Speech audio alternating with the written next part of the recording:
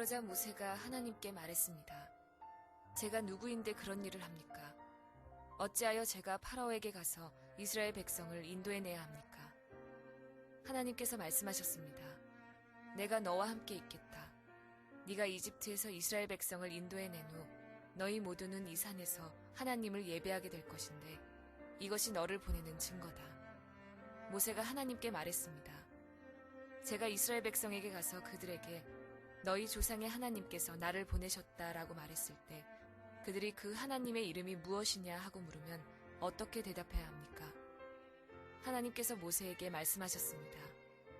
나는 스스로 있는 자이다. 너는 이스라엘 백성에게로 가서 스스로 있는 분이 나를 너희에게 보내셨다고 말하여라. 하나님께서 또 모세에게 말씀하셨습니다. 너는 가서 그 백성에게 이렇게 말하여라. 여호와께서는 너희 조상의 하나님이시다. 여호와께서는 아브라함의 하나님, 이삭의 하나님, 야곱의 하나님이시다. 그분이 나를 너희에게 보내셨다. 이것이 영원히 내 이름이 될 것이다. 또 대대로 나를 기억할 표가 될 것이다. 가서 장로들을 모아 이렇게 전하여라. 너희 조상의 하나님이신 여호와께서 나에게 나타나셨다. 아브라함의 하나님, 이삭의 하나님, 야곱의 하나님이 나에게 말씀하셨다. 그분은 이렇게 말씀하셨다. 드디어 내가 너희를 찾아왔다. 그리고 나는 이집트에서 너희가 겪고 있는 일을 똑똑히 보았다. 이미 약속했던 바와 같이 나는 너희를 이집트에서 당하는 고통으로부터 이끌어내어 가나안 사람, 헷 사람, 아모리 사람, 브리스 사람, 히윗 사람, 그리고 여부스 사람들의 땅으로 인도할 것이다. 그 땅은 젖과 꿀이 넘쳐 흐를 만큼 비옥한 땅이다. 장로들은 네 말에 귀를 기울일 것이다. 그러면 너와 이스라엘의 장로들은 이집트 왕에게 가서 이렇게 말하여라. 히브리 사람들의 하나님이신 여호와께서 우리에게 나타나셨습니다. 3일 길을 광야로 여행하게 해주십시오. 그곳에서 우리 하나님이신 여호와께 제물을 바쳐야 하겠습니다. 그러나 이집트 왕은 너희를 보내지 않을 것이다. 큰 능력을 보아야만 너희를 보내줄 것이니 그러므로 나는 이집트에 큰 능력을 보여줄 것이다. 내가 그 땅에서 기적을 일으킬 것이다. 그런 일이 있은 뒤에야 그가 너희를 보내줄 것이다. 나는 또 이집트 백성이 이스라엘 백성에게 친절을 베풀게 만들어 너희가 이집트를 떠날 때에 빈몸으로 가지 않게 할 것이다. 모든 히브리 여자는 이웃에 사는 이집트 사람이나 그 집에 사는 이집트 여자에게 은부치와 금부치와 옷가지를 달라고 하여 너희 아들들과 딸들을 꾸며주어라. 이렇게 너희는 이집트 사람들이 준 것을 받아가지고 이집트를 떠나게 될 것이다. 할렐루야. 우리 하나님께 감사와 영광의 박수를 드리겠습니다.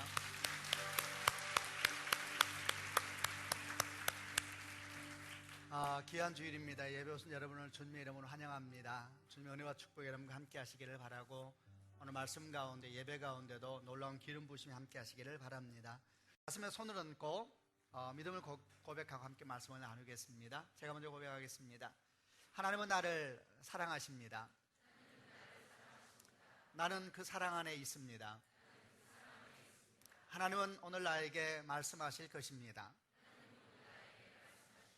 그 말씀에 능력이 있습니다. 그 말씀에 생명이 있습니다.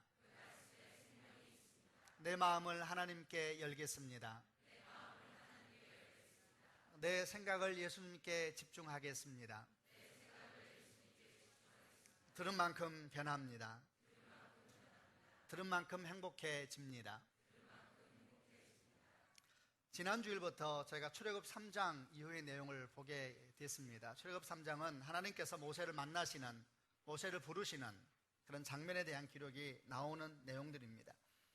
하나님의 부르심을 콜링이라고 합니다. 또는 소명, 부를 소자를 써서 주께서 부르시는 것이다 라는 표현을 가지고 설명하기도 합니다.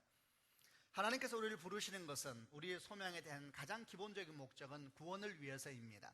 그러나 주께서 우리를 부르신 목적은 구원만이 아니라 더 나아가서 우리 인생을 통하여서 하나님께서 하고 싶은 일이 있으시고 해야 될 일이 있으시기 때문에 우리를 부르신 목적도 있습니다.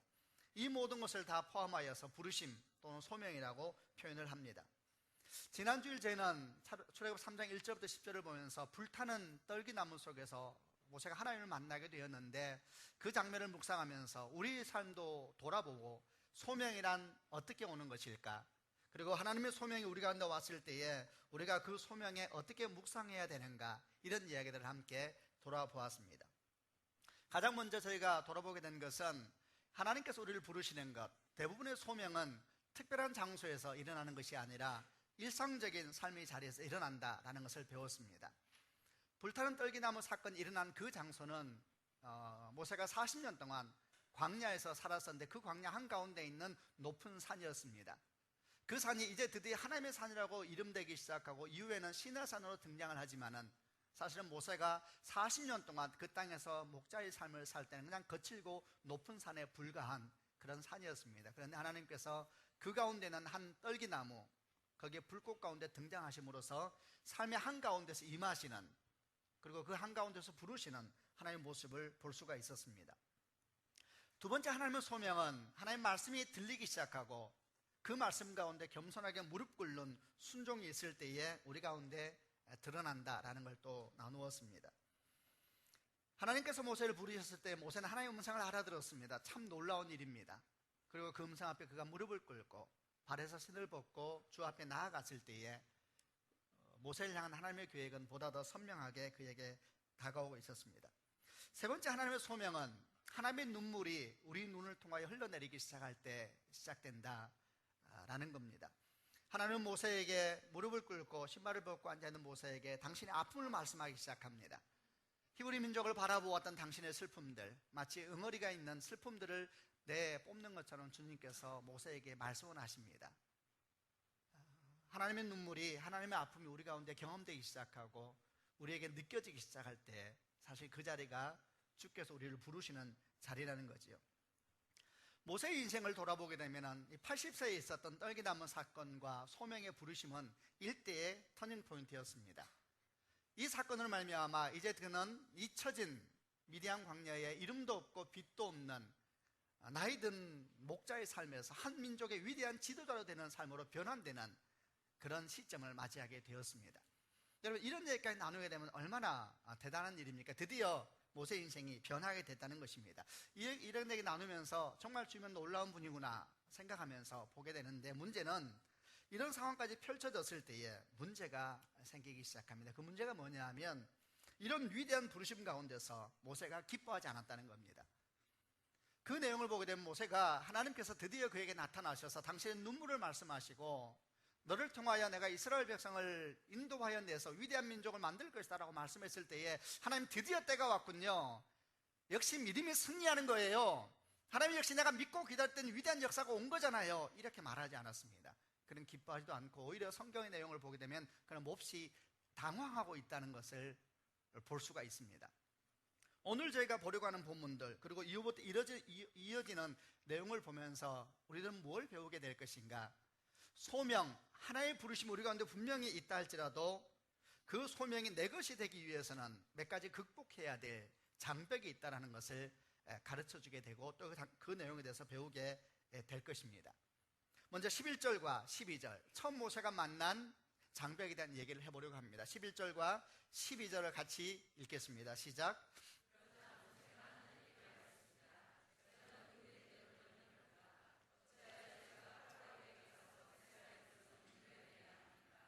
하나님께서 말씀하셨습니다. 내가 너와 함께 있겠다. 내가 이집트에서 이스라엘 백성을 인도해낸 후 너희 모두는 이 산에서 하나님을 예배하게 될 것인데 이것이 너를 보낸 증거다.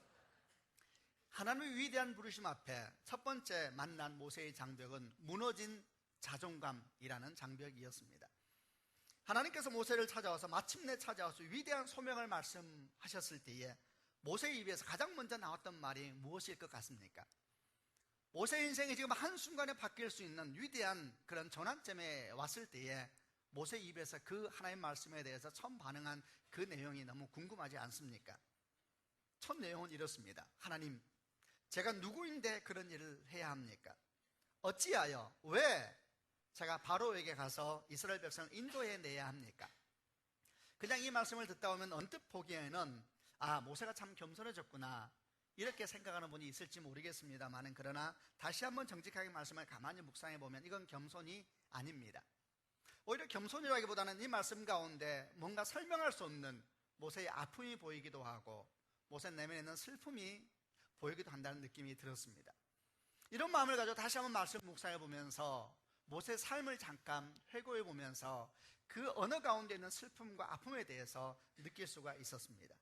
사실 여러분, 모세는 지금 80세에 주님을 만나는 사건이 있었는데 지금까지 한 번도 진정으로 행복한 적이 없었던 사람이었습니다. 그는 히브리인으로 태어났습니다. 그리고 애굽의 왕궁에 들어가 살았습니다. 그리고 40세 이후에는 미디안 광야로 도망가서 정말 아무도 알아볼 수 없는 모양으로 구석에서 살아야만 됐었습니다. 그런데 여러분, 이 모든 것이 그가 한 번도 자기가 선택한 적이 없었습니다. 태어날 때부터 그랬습니다. 나자마자 죽을 운명으로 태어날 그때부터, 그리고 살기 위하여 주님의 은혜 속에서 애굽의 왕국으로 들어갔다 할 때에도 그러하였고, 그리고 훗날 도망자가 되어서 미디안 광야로 짐승처럼 달려갈 때에도 그가 한 번도 선택한 것이 아니라 그냥 인생이 떠밀리듯이 그에게 삶이 주어졌던 것뿐이었습니다. 그리고 더 나아가서 이 80년의 시간 동안 모세는 한 번도 평안한 적이 없었습니다. 생각해보면 모세는 참 불행한 인생을 살았던 사람입니다. 기적 같은 주님의 은혜로 친어머니가 유모가 되어서 바로의 공주의 아들로 입양되었던 그런 시절을 잠깐 생각해 볼 때, 어쩌면 주변에 있는 히브리 사람들은 생각하기를, 야, 참 저 아이는 복도 많아. 남들은 다 죽어가는데 저 아이는 특별히 보호하심을 받으면서 어미 젖을 빨고 있으니까 참 쟤는 복 받았어, 이렇게 말할지 몰라도, 그러나 그건 그 사람들 생각이고 젖을 빨고 있는 모세와 그게 무슨 관계가 있습니까? 그 어린아이가 느낀 것은 그런 것이 아니죠. 그 어린아이가 오히려 느낀 것은 알 수 없는 슬픔들, 알 수 없는 깊은 아픔들을 온몸으로 느낄 수 있었을 겁니다. 곧 얼마 되지 않아서 이 사랑하는 아들을 영원히 떠나보내야 되는 그 어미가 그 젖을 먹으면서 어떻게 행복했겠습니까? 마음 깊은 곳에 아픔과 슬픔이 있었을 것인데 그 모든 슬픔들을 어린아이가 본능으로 온몸으로 맞아들이고 있었을 겁니다. 그리고 또 그 아이 옆에서 얼마나 어머니가 기도했겠습니까? 우리는 믿음의 눈으로 보니까 이 모든 것이 믿음의 사건이나 그렇게 말할지 몰라도, 그러나 모세와 그게 무슨 관계가 있습니까? 모세 옆에서 엄마가 통곡하면서 울고 간절히 주 앞에 기도하면서 내 아이를 지켜주시고 생명을 보호하여 주시고 이 아이가 왕궁에서 결코 낙오하지 않게 살게 도와주옵소서 눈물로 기도할 때에, 아이인 모세는 그 기도의 내용을 몰랐지만 서서히 자라가면서 그 눈물이 무엇을 의미하는지, 그 간절했던 어미의 목소리가 뭔지를 아마도 조금씩 깨달아갈 때마다 깊은 슬픔이 모세의 삶을 덮었을 것이라 생각이 들었습니다. 그가 애굽의 왕궁에 들어가서 살 때는 또 어떻게 했을까요? 드디어 젖을 떼고 왕궁에 들어갔을 때 사실 모든 것은 낯설었습니다. 여러분 아시지요? 모세만 달랐습니다. 민족이 달랐습니다. 피부색이 다르고 눈빛이 다를 때에 왜 다른 사람인지 몰랐을까요? 마치 미운 오리 새끼처럼 한 사람만 특별히 다른 한 사람이 왕궁에 살고 있을 때에 모세도 성장하면서 알았습니다. 자기가 다른 사람과 다르다는 것을. 살아남기 위해서 얼마나 권력이 다툼이 치열한 곳이었을까요? 살아남기 위해서 그가 어떻게 살았을까요? 그리고 그런 과정 가운데서 시간이 지나갈수록 깊어지는 친부모에 대한 그리움, 안타까움, 여러분 그는 왕궁에도 행복한 적이 없었습니다. 40세가 지냈을 때 마침내 마음을 정하고 이렇게 인생을 살 수는 없어, 그런 다짐을 하고 히브리 사람들을 위해서 살기로 결정하고 히브리 사람들을 위한 편에 다가갔을 때에 그에게 다가온 것은 무엇이었습니까? 철저한 거절. 히브리 사람들은 그를 거절했습니다. 애굽 사람들은 그를 죽이려고 했습니다. 그리고 그는 한밤중에 도망쳤습니다. 저 생각에 모세는 평생 그 밤에 그 도망의 시간을 잊지 못할 것입니다. 그는 미디안 광야로 갔습니다. 아이를 낳았습니다. 그 아이 이름은 게르솜이라 지었지요. 이방에서 나그네가 되었도다. 그는 80세가 되었을 이 터닝 포인트를 맞은 이 시간까지도 그가 한 일은 장인의 양무리를 치고 있었습니다. 자기 것이 아무것도 없는 사람, 도대체 그는 누구입니까? 지난 세월 동안은 한 번도 평안한 적이 없었습니다. 긴장과 두려움, 슬픔과 아픔에 그가 항상 함께 있었는데 어느 날 하나님이 나타나셔서 야 이제 드디어 인생이 바뀔 시점이 왔어 라고 말했을 때에 어찌 그가 기뻐합니까? 하나는 멋진 얘기로, 또 우리는 멋진 믿음의 말로 얘기하고 있지만 당사자인 그는 얼마나 아팠을까요? 하나님, 도대체 제가 누구라고 또다시 저를 그 아픔의 자리에 밀어넣습니까? 왜 내가 그들에게 가야 합니까? 저는 이 말씀 묵상하면서 이건 질문이 아니구나, 내면에서 터져나온 핏덩어리와 같은 응어리였구나 생각이 들었습니다. 참 아팠겠다. 하나님, 도대체 제가 누구입니까? 저는 히브리인입니까? 애굽인입니까? 미디안 사람입니까? 하나님, 제가 도대체 무엇을 잘못했습니까? 왜 나는 짐승처럼 떠돌아야 합니까? 여기 가서 치임을 받고 저기 가서 치임을 받고 마침내 이 메마른 땅에서 굴러다니는 돌멩이처럼 취급받고 있는 나는 도대체 누구입니까? 왜 날 또 찾아오셨습니까? 그리고 왜 날 또 부르십니까? 그리고 이제는 그나마 잊어버리겠다고 살고 있는 그 땅으로 왜 다시 가라고 하십니까? 저는 마치 그런 질문처럼 느껴졌습니다. 사실 여러분, 이 질문에 답을 하지 못한다면, 내면에 깨어진 자존감이 회복되지 않는다면, 그리고 자기 자신이 얼마나 존귀한 인생이라는 것을 깨닫지 못한다면, 그가 어떤 일을 하든지 그게 어떻게 행복합니까? 심지어는 그 일이 하나님 일이라 할지라도. 사실 여러분, 믿는 사람이나 믿지 않는 사람이나 살면서 배우는 지혜가 있습니다. 그것은 사람이 어떤 일을 하고 있다 할지라도, 아까 말한 것처럼 심지어 그 일이 위대한 일이요 거룩한 일이라 할지라도 자기 존재 자체가 거룩하고 자기 존재 자체가 귀하다는 걸 깨닫지 못한다면 어떻게 이 일이 사람을 행복하게 합니까? 그런 사람들은 끊임없이 일로 자기를 채우려고 하지요.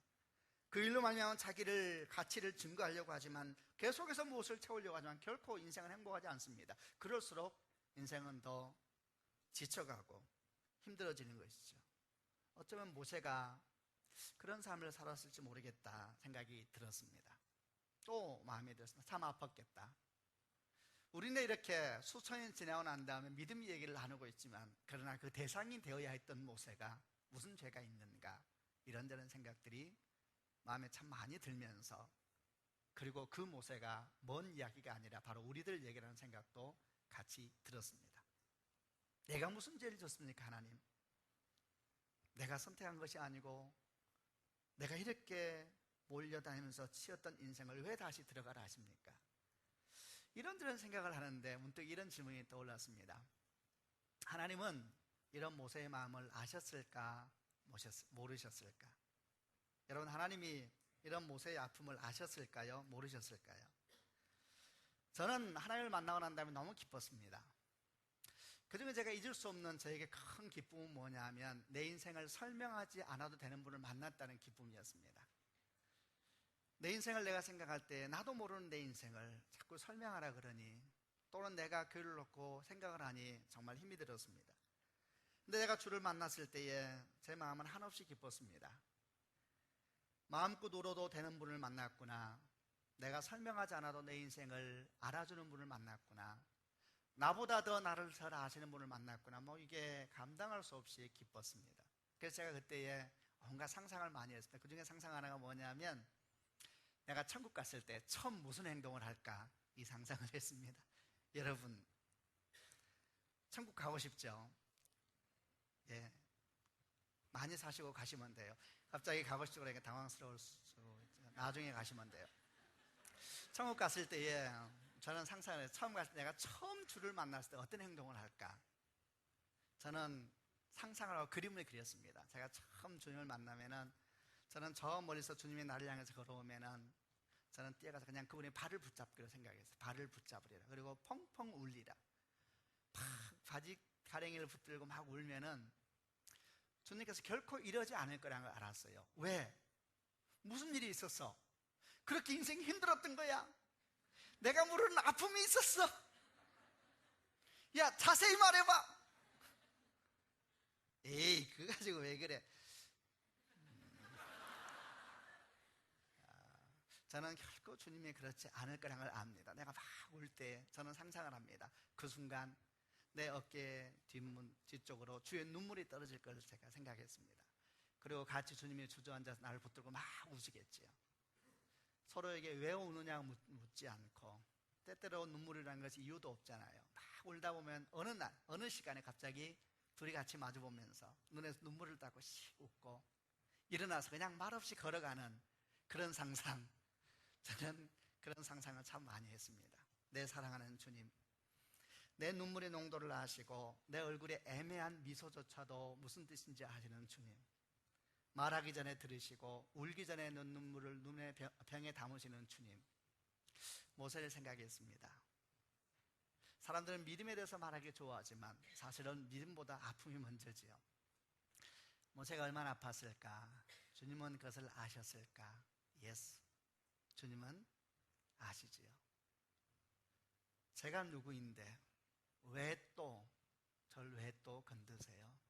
어찌하여 내가 다시 그리 가야 합니까? 주님은 너무너무 잘 아시지요. 그가 많이 아프다는 것을, 그가 내면이 다 깨어지고 상했다는 걸 너무 잘 아시지요. 그래서 그 주님께서 모세에게 말씀을 하십니다.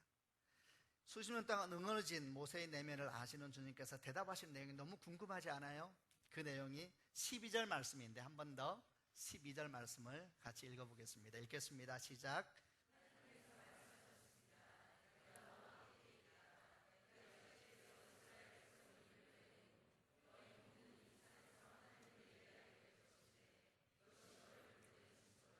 내가 너와 함께 있겠다. 야, 이게 도대체 무슨 대답일까요? 하나님, 왜 내가 또 가야 합니까? 왜 나를 또 건드십니까?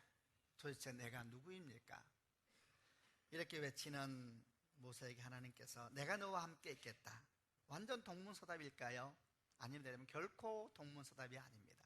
가장 정확한 하나님의 말씀이셨죠. 바닥까지 떨어진 자존감 속에서 흐느껴 울고 있는 모세, 하나님 왜 저를 또 그러세요? 내가 누구인데 그런 일을 해야 됩니까? 울부짖는 모세에게 주님이 말씀하시는 거예요. 모세야, 나와 함께 가자. 너가 얼마나 존귀한 존재라는 것을 알게 될 것이다. 사랑하는 모세야, 나와 함께 가자. 내 인생이 결코 길가에 버려진 돌멩이 같은 인생이 아니라는 것을 알게 될 것이다. 내 사랑하는 모세야, 나와 함께 가자. 나와 함께 있을 때 네 모든 인생은 해석될 것이다. 내가 너와 함께 있겠다. 이렇게 말씀하고 있는 것이죠. 사랑하는 여러분, 우리의 가치를 결정하는 것, 우리의 정체성을 결정하는 것은 지위가 아닙니다. 능력도 아닙니다. 그리고 여러분, 비전도 아닙니다. 심지어는 우리가 하나님의 일을 하고 있다는 사실도 우리의 가치가 더 존귀하다는 걸 의미하는 것이 아닙니다. 제가 목사라는 사실이 제 인생의 가치를 의미하는 것이 아니라는 겁니다. 그럼 제가 목사를 은퇴하면 저는 뭐가 되는 것입니까? 말이 되는 이야기입니까? 하나님 말씀하시기를 우리의 가치는, 우리의 정체성은 오직 하나님과의 관계 속에서는 확인된다고 말씀하고 있습니다. 다른 말로 하면 무슨 말입니까? 사람들이 너를 어떻게 평가하든지, 사람들이 너에 대해서 어떻게 말하든지 그게 중요한 것이 아니라는 겁니다. 하나님께서 나를 누구라고 하시는가? 하나님께서 나를 어떻게 평가하시는가? 하나님께서 나의 가치를 뭐라고 말씀하시는가? 그게 진짜 나라는 것입니다. 모세야, 내가 너와 함께 있을 것이다. 너는 훗날 너희 백성과 함께 이 산에 와서 내게 예배할 것이다. 내 앞에서 너의 존재가 확인될 것이고 네 가치가 거기에서만 확인될 것이다. 문제는 이것이죠. 하나님은 나를 누구라 하시는가? 하나님, 나는 누구입니까? 하나님 나를 어떻게 평가하시는가? 그게 문제이지요. 성경을 보게 되면 참 많은 이야기가 나옵니다. 저는 그 중에 한 가지를 좋아하는 표현이 있는데 베드로전서 2장 9절에 이런 말씀이 나옵니다.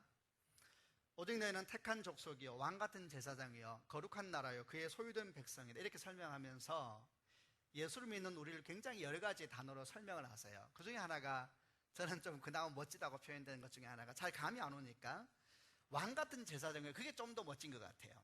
근데 이것도 사실 어려워요. 왕같은 제사장이요, 감이 와요? 지금 대화가 되고 있나요? 왕같은 제사장이래. 여러분이 와우 이렇게 와요? 왕을 해본 적이 있어야지 이 왕이 뭔지를 알아야지 감이 오지. 우리나라 왕은 죽기도 잘하더만. 왕같은 제사장은 말이 감이 안 오는 거예요. 사실 여러분, 우리는 감이 안 와요. 믿음으로 본다 그러지만 그래도 저는 알고 싶어요. 주님은 우리를 어떻게 생각하시는가? 한 가지를 질문하면 됩니다.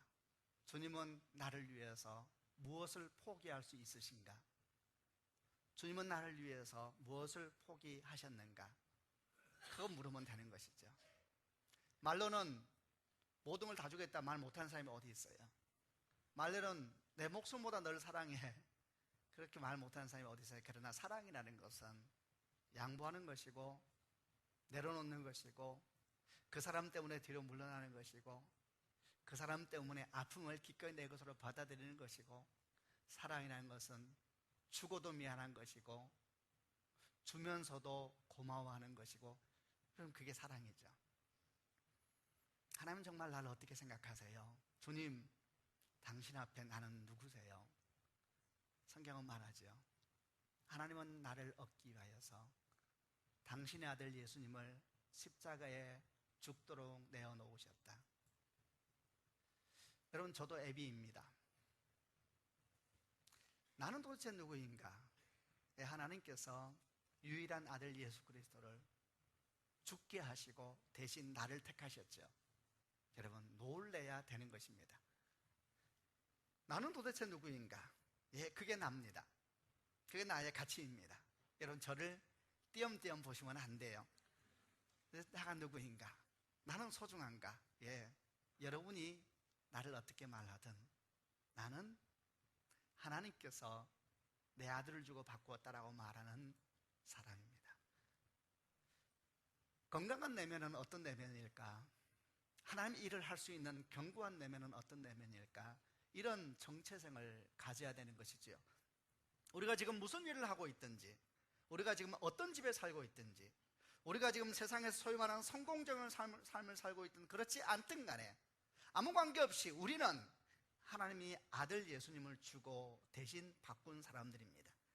그게 우리입니다. 할렐루야. 여러분, 이 정체성이 우리를 살게 하는 것입니다. 사람들이 나를 어떻게 보느냐, 이런 가치관 속에 살다면 어떻게 주의 뜻을 따라 살겠습니까? 모세는 이후로 수많은 위기에 봉착했습니다. 300만 명, 적게는 200만 명이 되는 사람을 데리고 출애굽해서 약속 땅까지 갔는데 얼마나 많은 위기가 있었는지 모릅니다. 그의 형제들이 그의 권위를 도전했습니다. 그가 목숨을 걸고 구원해냈다고 생각하는 그 이스라엘 백성들이 집단적으로 모세에게 반역했습니다. 차라리 나오지 않았으면 좋았을 것을 우리가 안 나오겠다 그러지 않았느냐? 왜 우리를 끌어내서 이렇게 사막에서 죽이려고 하느냐? 만약에 그가 하나님 앞에서 자기를 보는 훈련을 안 한 사람이었다면 자기의 무능한 지도력에 낙심하고 죽고 말았을 것입니다. 그가 하나님의 음성을 듣는 삶, 하나님이 나를 어떻게 보시는가, 하나님 앞에 나는 누구인가, 이 삶을 훈련하지 않았다면 오늘은 이 사람 말을 듣고 내일은 저 사람 말을 듣고, 사람들이 오른쪽으로 가면 오른쪽으로 가고 왼쪽으로 가면 왼쪽으로 가고 뒤로 가면 뒤로 가면서 헤매다가 그런 광야에서 죽고 말았을 것입니다. 하나님께서 말씀하십니다. 내가 너와 함께 있겠다. 너의 가치는 나에게 있다. 하나님, 내가 누구입니까? 왜 나를 다시 그 땅으로 보내려고 하십니까? 그 땅은 저에게 악몽입니다. 내가 너와 함께 하겠다. 그리고 네 인생은 새로운 땅으로 들어가게 될 것이다. 사랑하는 여러분, 이 놀라운 하나님의 정체성이 여러분과 저희 정체성이 되는 축복이 있기를 바랍니다. 두 번째 주의 부르심에 대해서 모세가 넘어야 될 두 번째 장벽은 13절부터 15절 나오는 장벽이 있었습니다. 13절 말씀을 제가 먼저 읽겠습니다. 모세가 하나님께 말했습니다. 제가 이스라엘 백성에게 가서 그들에게 너희 조상의 하나님께서 나를 보내셨다라고 말했을 때에 그들이 그 하나님의 이름이 무엇이냐 하고 물으면 어떻게 대답해야 합니까? 나는 스스로 있는 자이다. 너는 이스라엘 백성에게로 가서 스스로 있는 분이 나를 너에게 보내셨다고 말하여라. 15절은 같이 읽겠습니다. 하나님께서 모세에게 말씀하셨습니다. 너는 가서 그 백성에게 이렇게 말해. 여호와께서는 너희 조상의 하나님이시다. 여호와께서는 아브라함의 하나님, 이삭의 하나님, 야곱의 하나님, 그분이 나를 너희에게 보내셨다. 이것이 영원히 내 이름이 될 것이다. 또 대대로 나를 기억할 터가 될 것이다.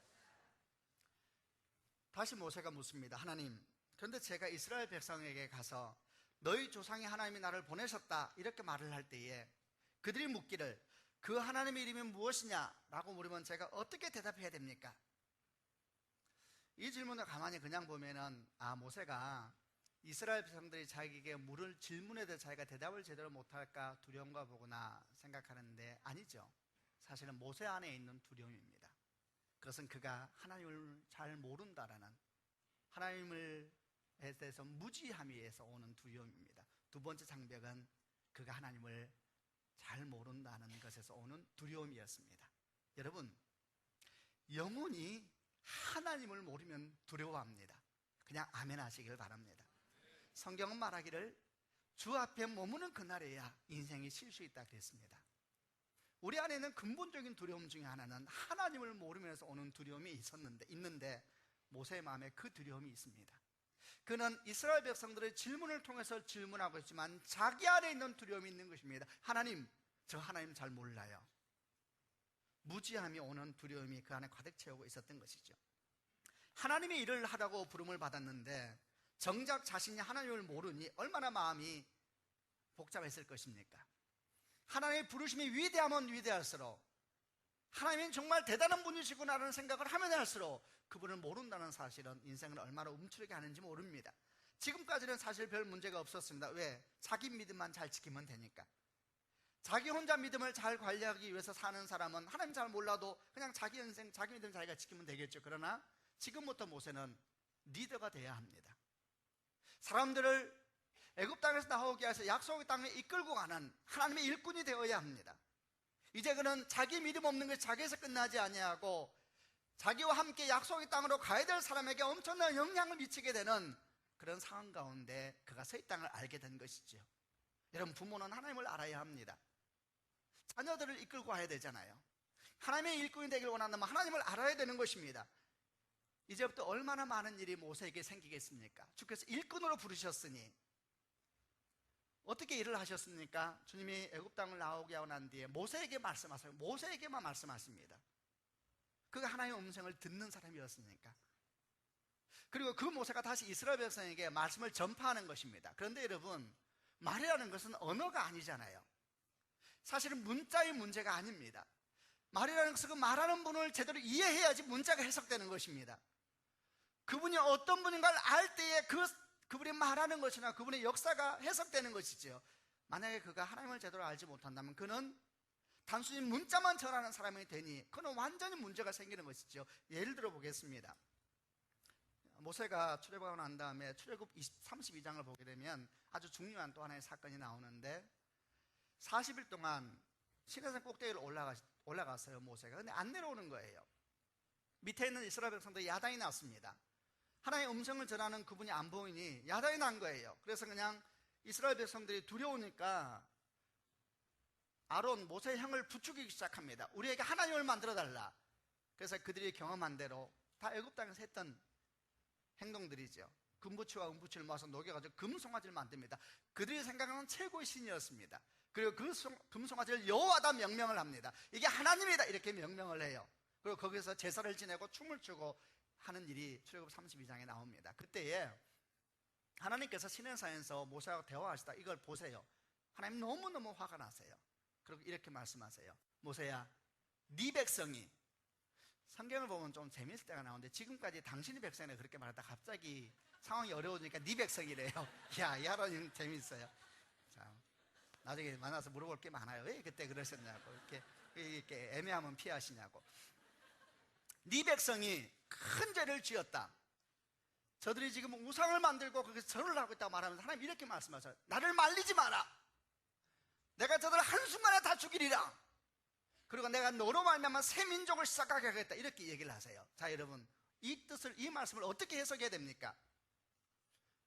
만약에 문자 그대로 풀면은 주님 빨리 가서 한순간에 하셔야 됩니다. 주의 말씀을 순종해야 되면 그 문자를 따라가면은 주님 그러시군요. 주의 뜻이 그러하다면 저도 안 그래도 사실 굉장히 힘들었습니다. 저 인간들이 쉽지가 않아요. 제가 주의 마음을 100분 이해해요. 빨리 달려가세요. 그럼 주님이 어떻게 반응할까요? 굉장히 당황하실 거예요. 모세야, 그런 뜻이 아니란다. 사실 여러분, 그 메시지는 주님의 슬픔에 대한 메시지였거든요. 모세야, 내가 죽을 만큼 슬프구나. 내 사랑하는 사람들이 다시 또 애굽의 우상을 만들어 놓고 나라고 절을 하고 있구나. 모세야, 날 말리지 마. 그게 무슨 말이야? 나 좀 말려줘. 이런 말이죠. 여러분, 언어라는 것은 말씀하신 분을 아는 만큼 해석되는 것입니다. 근데 모세는 하나님을 너무 모르는 거예요. 여러분, 하나님을 모르는 것은 두려운 일입니다. 하나님을 아셔야 합니다. 모세는 본능적으로 그 두려움을 알았습니다. 주님, 당신은 누구십니까?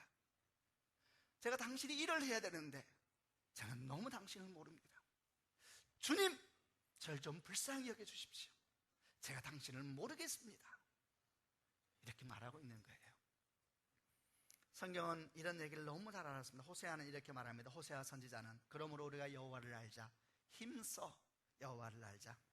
그에 나오시면 새벽빛같이 일정하니 비와 같이 땅을 적시는 늦은 비와 같이 우리에게 임하시리라. 우리 삶에 얼마나 많은 사건이 생깁니까? 우리는 어떻게 그 사건을 해석해야 됩니까? 죽을 일입니까? 망할 일입니까? 죽어야 합니까? 하나님의 마음을 알게 되고 하나님을 이해하게 되면 사건은 재해석되기 시작합니다. 살 일이지요. 소망에 대한 메시지지요. 하나님은 누구십니까? 모세의 간절한 질문 앞에 또 하나님께서 대답을 하십니다. 14절과 15절 말씀, 하나님의 대답에 대해서 한 번 더 읽어보겠습니다. 14절 제가 먼저 읽겠습니다. 나는 스스로 있는 자이다. 너는 이스라엘 백성에게로 가서 스스로 있는 분이 나를 너에게 보내셨다고 말하여라. 15절, 나는 그 백성에게 이렇게 말하여라. 여호와께서는 너희 조상의 하나님이시다. 여호와께서는 아브라함의 하나님, 이삭의 하나님, 야곱의 하나님, 그분이 나를 너에게 보내셨다. 이것이 영원히 내 이름이 될 것이다. 아주 짧은 본문이지만 정말 엄청난 내용이 나오는 본문입니다. 여러분, 성경에는 하나님의 이름에 대한 많은 설명이 나옵니다. 예를 들면 엘로힘, 창조주 능력의 하나님이라는 얘기가 나올 때 엘로힘이라는 이름을 씁니다. 여호와 로히, 목자 되신 하나님, 여호와는 나의 목자시니 그때 여호와 로히라고 쓰지요. 여호와 샬롬, 평강이 되시는 하나님, 여호와 이레, 준비하신 하나님, 여호와 라파, 치유하신 하나님, 여호와 니시, 깃발 되시고 승리 되신 하나님, 하나님의 이름에 대한 설명이 참 많이 나오는데 그 모든 이름은 주의 속성을 가지고 이름을 붙인 것입니다. 사람들이 그분이 이런 분일사라고 고백한 것이지요. 그런데 하나님이 친히 입을 열어서 당신의 이름을 직접 말씀하신 유일한 예, 당신의 입으로 당신의 이름을 말씀하는 내용이 여기 나옵니다. 모세를 정말 주님이 아파하셨고 사랑하신 거예요. 모세야. 근데 그 이름을 얘기하는 게 너무 놀라워요. 나는 나다 그래요. 이게 뭐예요? 이게 주님은 정말 유머러스 하셔. 나는 나다. 나는 스스로 있는 자이다. 그래서 이게 도대체 무슨 말일까? 이게 여러분 여호와 야훼라는 뜻입니다. 당시 이름을 직접 말했죠. 그 뒤부터 여호와 야훼라는 말이 성경에 나오는 겁니다. 모세는 참으로 복을 받았습니다. 이름은 히브리인에게는 본질을 말합니다. 그분이 당신이 속을 보여주신 것입니다. 모세야, 나다. 와, 너무 멋지잖아요. 그래요. 뭐 다 같은 마음은 아니겠죠. 너무너무 멋진 거예요. 여러분, 너무너무 사랑하는 사람 앞에서 다 보여주고 싶어요. 제가 이래요. 모세야, 나는 스스로 있는 자다. 당시 이름을 말씀하세요.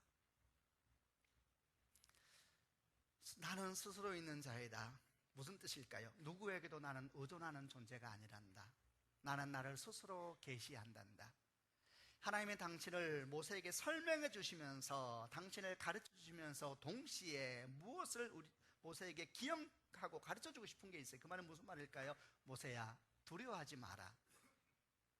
두려워하지 마라. 내가 계시할 것이다. 이런 마음입니다. 지금 모세의 두려움은 뭐냐면 자기가 하나님을 모른다는 두려움뿐만 아니라 자기가 혹시 이스라엘 사람들이 가서 하나님을 제대로 설명을 못할까봐, 제대로 증명을 못할까봐 두려움이 있는 거예요. 하나님 말씀하세요. 두려워하지 마라.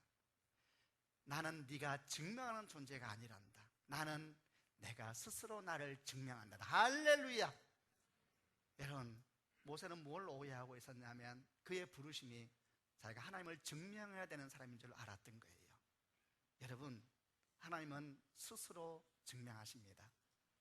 그 10가지 재앙을 보세요. 당신이 직접 당신을 드러내십니다. 사람들은 착각을 해요. 내가 말 잘하면 믿을 거야. 아닙니다. 여러분, 착각하지 마세요. 내가 제대로 말을 못해서 뭐 안 믿은 것 같아. 걱정하지 마세요. 믿음은 그렇게 오지 않습니다. 우리 헌신이 의미가 없다는 것이 아니라 우리 헌신은 주님의 통로로 사용하셔서 직접 당신이 당신을 드러내십니다. 그럴 때 역사가 일어나는 것이지요. 모세는 뭘 몰랐는가? 그가 증명하는 존재로 부름받은 것이 아니라 증인으로 부름받았다는 걸 몰랐던 것입니다. 증인은 본 것만 말하면 됩니다. 증인, 여러분, 증명하는 사람에게 필요한 건 탁월한 지식이겠지요. 히브리어를 배워야 됩니다. 헬라어를 배워야 됩니다. 고고학을 공부해야 되겠죠. 그게 증명하는 사람의 역할이죠. 그러나 증거하는 사람은 믿음이 필요합니다. 순종이 필요합니다. 가난한 마음, 겸손한 마음, 순결한 마음, 눈물, 그게 필요한 것이죠. 그는 압니다. 나는 통로라는 것을, 부르심이라는 것은 통로로 부르신 것이죠. 하나님이 모세의 마음을 아세요. 모세야, 나는 내가 나를 스스로 계시한단다. 두려워하지 마라. 가라. 너는 내가 하라는 일을 하고 거기에 서 있으면 된다. 내가 나를 증명할 것이다. 그러한 다음에 하나님께서 갑자기 16절부터 22절 보게 되면 막 갑자기 말씀이 많아지세요. 뭐 갑자기 말씀을 길게 하세요. 네가 이제 가게 되면 사람들이 이렇게 말해라. 너희 조상이 하나님께 나를 보내셨다 하라. 장로를 찾아가라. 그럼 장로들이 네 말에 귀를 기울일 것이다. 그 장로들과 함께 바로 왕 이집트 왕을 찾아가라. 근데 이집트 왕이 말을 안 들을 거야. 그러나 걱정하지, 내가 기적을 일으킬 거야. 너희가 나중에 나올 때는 맨손으로 나오지 않을 거야. 막 설명을 하세요. 어떤 느낌이 드세요? 저는 이런 느낌이 들었어요. 모세야, 걱정하지 마라. 내가 다 준비했단다. 할렐루야. 사랑하는 성도 여러분, 여러분과 저의 이야기입니다. 여러분은 누구십니까? 우리 존재 가치를 세상 가운데 두지 않는 축복이 있기를 바랍니다. 사장을 하십니까? 목사입니까? 여러분, 그거는 우리 가치가 아닙니다. 하나님이 나를 누구라고 하십니까? 그게 우리입니다. 아멘. 여러분, 주님을 알아갈 수 있도록 기도하시길 바랍니다. 주님, 제가 주님을 너무 모릅니다. 모세처럼 아파하셔야 됩니다. 그럼 주님이 당신을 계시하십니다. 모세야, 두려워하지 마라. 나는 스스로 있는 자이다. 여러분은 증명하라고 부름받은 것이 아니라 증인일 뿐입니다. 통로로 주 앞에 내어드리면 마침내 주님께서 속히 주의 뜻을 이루시고 여러분을 통하여 놀라운 역사를 이루어 가실 것입니다. 그런 축복 여러분과 함께 하시기를 바랍니다. 같이 한번 기도하십시다. 한번 가슴에 손을 얹으시기를 바랍니다. 저는 설교를 준비하면서 많이 힘들었습니다. 모세의 마음 때문에 사실 아파서 많이 힘들었습니다. 모세의 마음이 저에게 느껴졌습니다. 많이 아팠겠다. 많이 힘들었겠다. 믿음은 고상한 것이지만 삶은 힘든 것이지요. 많이 아팠겠구나, 모세가. 여러분, 제 마음이 그렇다면 하나님 마음은 어떨까요? 혹시 여러분 가운데 그런 아픔 가운데 있는 분이 있다면 오늘 주의 영이 여러분 가운데 임하시길 원합니다. 모세야, 나와 함께 가자. 나는 결코 길거리에 부딪히는 돌멩이 같은 인생이 아니란다. 내 사랑하는 모세야, 나와 함께 가자. 내가 얼마나 존귀한 존재인지를 알게 될 것이다. 내 사랑하는 딸아, 내 사랑하는 아들아, 내가 너와 함께 있을 것이다. 살아계신 아버지 하나님, 오늘 저희가 모세와 동일한 마음으로 주 앞에 서 있습니다. 마음이 상한 자를 위로하여 주십시오. 많이 지친 자를 위로하여 주십시오. 내가 너를 안다 말씀하여 주시고 저들 삶에 견고하게 임하여 주십시오. 주님 누구십니까? 나는 내가 스스로 계시하는 하나님이다. 우리에게 임하여 주셔서 당신의 이름을 가르쳐 주시고 하나님, 당신의 마음을 알게 하여 주시옵소서. 하나님 아버지, 오늘은 저희가 특별히 북한을 위해서 드림헌금을 합니다. 재정을 축복하여 주셔서 이 재정이 살리는 재정 되게 해주시고 주의 기쁨이 되는 재정이 되게 해 주옵소서. 예수님 이름으로 기도합니다.